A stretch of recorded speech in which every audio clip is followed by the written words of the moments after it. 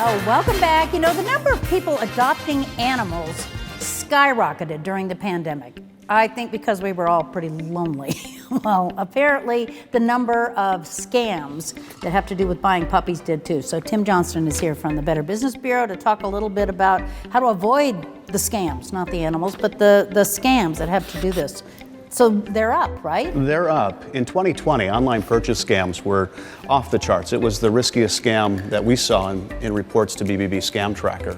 And a good chunk of those, about 30%, were pet scam related. So people buying pets or pet supplies. And when you think about those that are getting taken in by pet scams, 70% of those individuals were losing money, and a median amount that was lost was $750. So we're not talking $10, $20, $30. We're talking hundreds and sometimes thousands of dollars being lost to scammers that are, people are looking for a pet, a puppy to bring into the house. That's such a toll to take on somebody emotionally. I mean, monetarily too, but emotionally, right? To be strung along like that? Right. So during the pandemic, if we weren't already buying something online, most of us had to move that way. And so that's really where people start.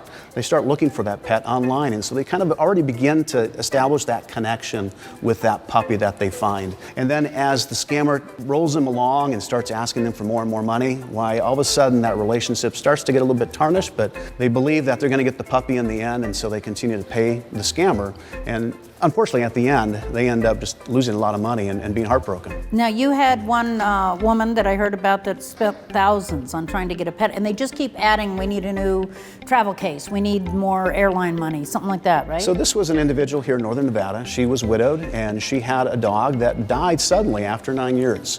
And so she was looking to find a new pet to provide that companionship during COVID.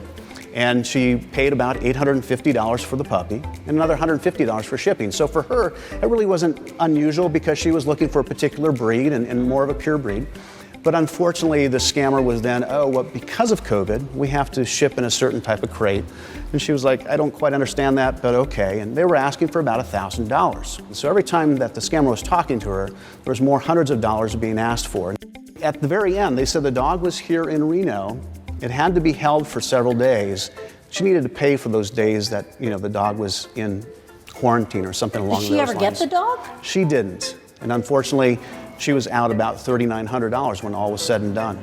Oh my goodness. Well, I think we should see if anybody has any questions. I don't know if anybody's adopted pets or has any questions about those kind of scams. Where's the best place to go to get a dog legitimately without being scammed? You need to know who you're doing business with. Check out reviews online, check bbb.org.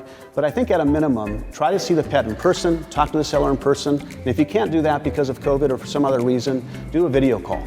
And as Tim just pointed out, you can always check with the BBB and also check with the Scam Tracker because you keep track of not just the animal ones, all of them there, right? Correct. So for information on puppy scams, bbb.org/puppy scams. And if you've been a victim of a scam, whether you've lost money or not, report it to bbb.org/scam tracker. Thank you very, very much. Tim Johnston with the Better Business Bureau.